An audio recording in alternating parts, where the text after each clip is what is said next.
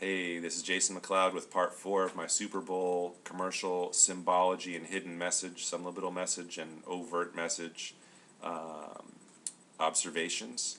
And we're now into part 4. This is the fourth 15-minute segment, and I've been trying to go over all these different segments regarding what I see in all these hidden messages regarding the Super Bowl.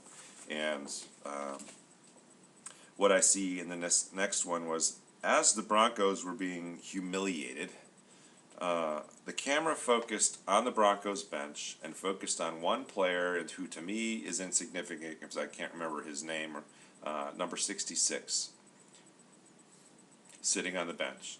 I mean, this is a Super Bowl, there's hundreds of millions of people watching, and they show number 66 sitting on the bench, and he's staring, and his left eye winks 3 times. Just his left eye, the other eye is perfectly normal, and then the camera moves off of him. Why is number 66 winking 3 times out of his left eye? You put that one together. You know, this is a game where people pay millions of dollars for 30 seconds worth of airtime in a commercial, and they're focusing on one insignificant Broncos player as the Broncos are being completely destroyed, and the man's just sitting there and he blinks 3 times with the number 66 on his chest. Is that 666? Is that stretching it a bit? Maybe, but it's crazy. The next commercial is a couple in there looking at dogs, and the guy says, the salesman or whatever, you can always compromise and breed them together. Here we have genetics again, another theme, an overlying theme of this whole range of commercials. You can always breed them together. Know what I mean? Know what I mean? Know what I mean? Repeating 3 times. You know, I listen to music choice in my place. When I want to relax, I listen to soundscapes. When I want to really get the beat going, I'll listen to the dance channel. And the dance channel, so often, it's just repeat the same stuff over 15 times. It's totally predictive programming. It's totally, hypnotizing programming, just getting a message into your head and so forth. And if you want to look for something crazy, go look online in YouTube and look up the different musicians who basically say that they sold their souls to the devil for their success. Now, I'm a musician. I'm a lead vocalist. I have a 4-octave range. I sing in a progressive rock melodic metal band, and along the lines of Queensryche, Dream Theater, and Fates Warning. And I'll plug my band now. We have 6 song samples, which are home studio recordings of 6 different samples of songs, available at soundcloud.com/ghost-machine-2. And I'm a musician, and I have no intention of selling my soul to make it successfully. I don't think I'll need to do that. But the ones that do end up completely crazy at the end. And I heard about subliminal programming back when I was a teenager, and I listened to, all the stuff all the kids were into, Ronnie James Dio and Iron Maiden, and all the stuff. And my family, my father's brother's family in Michigan are very religious Christians, and they warned me about it, and I didn't believe it. And I was like, oh, come on, I'm not going to burn my albums, that I paid my allowance money for. But when we went to Michigan and they played these songs backwards, I couldn't believe my ears. It is totally incredible stuff. So just go ahead and research that too, and it's truth. So here we have the hybrid dogs. You can compromise and breed them together. Here we have genetic engineering and breeding again as a theme. Okay, and they combine a Doberman and a Chihuahua, I think, whatever they did. But all of a sudden, there's a woman who's running away, going ew, and then there's the announcer saying that I've never seen anything quite unsettling or disturbing to look at. And then one girl screaming, "They're everywhere!" Genetic engineering. Is it going on? Is it everywhere? It's just programming. Okay. Then they're attacking and hunting down adults and the little children as they're trying to ride away on their tricycles and so forth. And it's about hybrid programs splicing DNA from different species. It's not about breeding, where one similar dog can breed another, but genetically tampering with the DNA structure of a big dog and a small dog, for instance. Okay, the compromise scares us too. Audi, truth and engineering. engineering, genetic engineering. It's an Audi commercial, but it's about genetic engineering. We're engineering this new life form and so forth. And if you go ahead and look into the hybridization programs, it's in the Petrus Roman, or in the Exo Vaticana book that I read. They expose the underground bases in Dulce, New Mexico, DULCE, where they're doing underground military ET bases and things like that. If it's all true, it's pretty interesting. But again, it goes back into the days of Noah. The end times will be like the days of Noah, when the seed is mixed. And what the warning was, which made a lot of sense, is if you have a human and a human and they're mating, they create a new vessel or body or container for a human soul to come through and to enter into this world. If you take a human and an animal, it prevents the human soul from using that container or vessel or body, but it opens it up to a non-human intelligence. Now, if you look into Revelations, and they talk about the end times battle of Armageddon, and the gates of hell will be opened, and the demonic will come and make manifest on the earth, that's a perfectly good way to do it. That's what they expose in this Exo Vaticana book. The Exo Vaticana book is the Vatican's astonishing plan for the arrival of an alien god. Amazon it. Look it up. It's the plan. They have a massive, the guy in the Vatican who's the one that talks about exosolar planets and extraterrestrial life and all that stuff, exposes the whole thing. It's amazing. Amazing. Okay, so again, contracts are a recurring theme in all these commercials. Buying you out of contracts, more contracts or deals to be made. What contracts? It's an AT&T commercial and T-Mobile commercial, but it's all about these contracts. Of course, you're locked into a contract to use your phone for a certain number of months so they can suck your money out of your wallet. But look at the theme of a contract. Okay, there was a video. The guy that played Hobgoblin or Green Goblin in one of the Spider-Man movies. I can't remember his name now, but he was also the guy in the war movie, and he's sitting there in front of a guy, and he's trying to get a contract with him to get this Mercedes, here, sign the contract, and then the kid realizes that, I can afford that myself, I don't need you, and the guy's eyes turn red, he turns into this waving cloud of smoke and then disappears.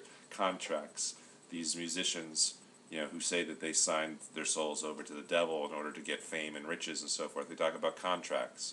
In court, it's all about contracts. When you talk to somebody and say, hey, you owe me $100, and they don't counteroffer, and they don't say anything, silence is consent. They owe you $100. So that's interesting stuff. But it's contracts. And whatever you do in court is a contract. So then we have Prince. Okay, he's mentioned over and over how he's going to be on this show after the Super Bowl, and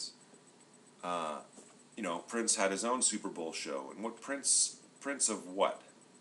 The artist formerly known as Prince. What is he now? But he had his own Super Bowl show, and he has all these bizarre symbols.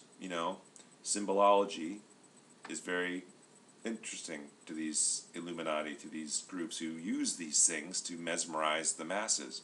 So what do those symbols mean? His performance should be scrutinized heavily, as should all these other performances. I heard the Grammys was just one hell of an experience. This huge satanic display. The closing ceremony of the Olympics, all the pyramids everywhere with the all-seeing eye on top, and the Aniletics running around there with her looking like a demon. It's all programming. They're having this ritual experience. Madonna doing all these things. It's just this huge ritual for them. Basically saying, here's what we're doing for you, morons, and doing to you, and we're casting all these spells and doing all these rituals and so forth, and you think it's all just hocus pocus, but that's, of course, they want us to think it's hocus pocus, so they hoarded all the information for themselves. I don't believe they ever burned the libraries of Alexandria in Egypt down intact with all of the manuscripts inside. I think they hoarded them all for themselves and then claimed it was all burned down. And they hide all these information through secret societies, and it's passed down through the secret societies, where only the illumined ones can get access to this information. Those who are smart enough and wise enough to control the masses, because it's their birthright, it's their bloodline, it's their DNA. DNA is a huge thing. They all believe this stuff, okay? So next we have is Microsoft empowering us all. Empowering us all. When it's a statement, it doesn't necessarily mean you. It could mean they're saying empowering us to control you, okay? Through spying and through all the products and all the back doors and everything. I mean, this camera, I'm recording myself on my laptop. I'm sure the NSA or whoever it is watching it because I'm on a list, because I'm exposing things. So if you are watching this and you're part of one of these alphabet soup organizations, just remember that you are to obey the Constitution, and you're supposed to be protecting the people from rogue agencies like the one you work for, who's completely off the wall and out of control, and disobeying the Constitution. The Constitution is the law of the land, and most of you have sworn an oath to serve and protect the Constitution. And Snowden was a hero, and he's getting the Nobel Peace Prize for what he's done. And the U.S. media won't even broadcast the interview he just did with the German news agency, exposing everything, because they don't want you to know what they don't want you to know. You don't know what you don't know. All right, that was talked about earlier in part 2 or 3. It's amazing stuff, okay? Next thing is the Matrix commercial. How appropriate, okay? The world of luxury has been pulled over your eyes, blinding you from the truth, you know? Yes, it has. It's the world of materialism and false riches and things like that. And material gain at the expense of others, and the false paradigm that there's a finite amount of resources on this planet, that we can't feed everybody, and we can't house everybody, and we can't provide for everybody. It's the biggest lie there is, okay? The money that we spend on wars, we could have bought every homeless person a house, okay? We could have fed everybody on the planet. But we're following these senseless, illegal wars at the behest of these illegal elite bankers who control everything. Now, it just gets me going. So, they're telling you right into your face that it's the biggest illusion there is. You know, the world of luxury has been pulled over your eyes to blind you from the truth. The truth is, the riches are within, you know, to know that we're all connected, we're all one. We don't take any of this riches with us. It's just a big lie. All this, the materialism that they've projected over America especially, is go out and shop till you drop. You know, spend all your money, spend all your money. It just makes me think of the They Live movie, you know. Obey, consume, you know, go and do what we tell you to go do, because it makes us rich and makes you poor. So half of America is living paycheck to paycheck right now, and everything's just being completely imploded. So it's incredible stuff, guys. Every soldier deserves a hero's welcome. This is total brainwashing to program everybody to believe that every single person who goes and enlists in the armed services for whatever reason, whether they need a job or they don't have any other choice, or they want to be a hero to them, to their family, or because their family did it, that every one of these people is automatically a hero. You know, it's a crock. I have good friends who were in the military. Brandon, my guitarist, the guitarist in my band, he's not my guitarist, but my friend Paul, my friend Lou, who's an Army medic saving lives in the Army and so forth, and my friend Michael, who's in the Air Force. These are good people, you know, but you're a hero if you save somebody, and if you save the life of an innocent person, not just because you're in the military, you know. You're not a blanket hero because you're a firefighter doing your job. You're a hero if you're a firefighter and you risk your life to go in there and save a puppy, you know? That's what a hero is. So this blanket brainwashing that everybody's a hero, it's just mind-blowing to me, you know? Go ahead and Google or YouTube Henry Kissinger, who's been in every administration since I can remember, and his statement that military men are dumb, stupid animals, and it continues from there. Following the will of the bankers and the elite, and sacrificing their lives for you know, something that they have no idea what they're going ahead to do. You know what I mean?